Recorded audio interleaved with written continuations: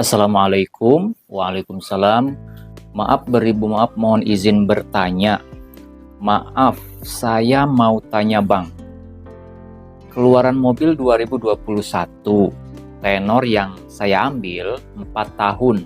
Sudah berjalan 35 bulan, sisa 13 bulan belum terbayar. Karena mobil banyak ongkos rusak, akhirnya minta panjangkan tenor. Tapi marketingnya mobil ini ditelepon, tapi dia bilang tidak bisa diperpanjang tenor kalau belum lunas. Apakah seperti itu kalau kredit mobil?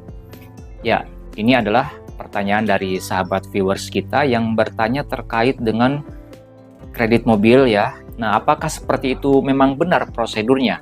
Nah, kalau menurut saya sih sebetulnya kalau misalkan kita nih selaku debitur, selaku konsumen dari perusahaan leasing, perusahaan pembiayaan, pada saat kita mengajukan pengajuan kredit kepemilikan mobil misalkan ya, apabila kita cicilannya lancar selama lebih dari 1 tahun, saya rasa ketika kita mengalami kendala ekonomi, misalkan kita sedang mengalami kesulitan ekonomi sehingga misalkan kita khawatir apabila misalkan kita tidak mengajukan perpanjangan tenor, justru ini malah akan berakibat pada kredit kita menjadi macet.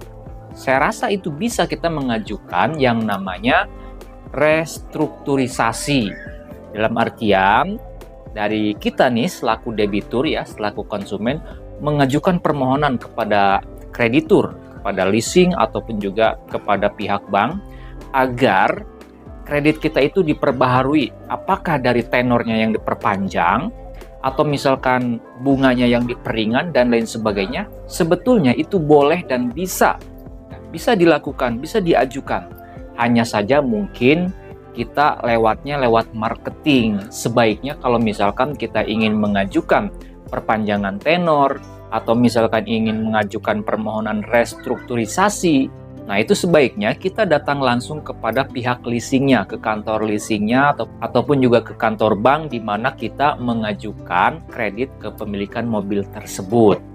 Sampaikanlah kepada pihak bank atau kepada pihak leasing bahwa kita sebagai debitur yang memiliki itikad baik dan ingin menyelesaikan kredit kita, tapi saat ini terkendala dengan kondisi seperti apa. Sampaikan apa adanya secara terbuka. Nanti pun pihak leasing pun saya rasa mereka ya akan bijaksana lah. Saya rasa mereka ya harus bijaksana.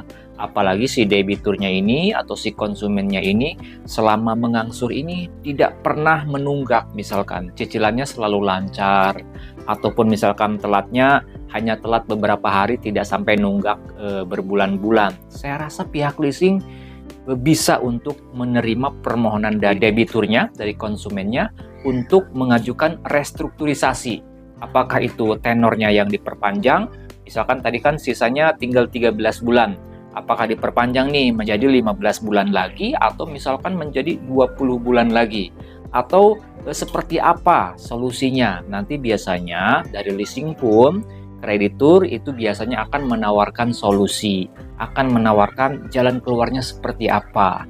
Nah, jadi kalau menurut saya pertanyaan dari sahabat kita, apakah seperti itu kalau kredit mobil ya? Misalkan tadi mengajukan permohonan agar tenor diperpanjang kepada marketing, tapi marketingnya bilang nggak bisa, harus lunas dulu. Lah, kalau lunas dulu, ngapain harus mengajukan perpanjangan tenor ya kan? Nah, oleh karena itu, kalau misalkan ingin mengajukan perpanjangan tenor, restrukturisasi, dan lain sebagainya, datang langsung kepada kantor leasingnya tersebut. Kantor si krediturnya, apakah bank ataupun juga perusahaan pembiayaan yang lainnya.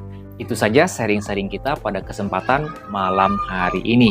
Apabila video ini ada gunanya, channel ini ada manfaatnya, saya mohon keikhlasan dari pemirsa, dari viewers YouTube semuanya untuk subscribe ke channel Pengacara Santuy. Bukan siapa-siapa, hanya lawyer Deso.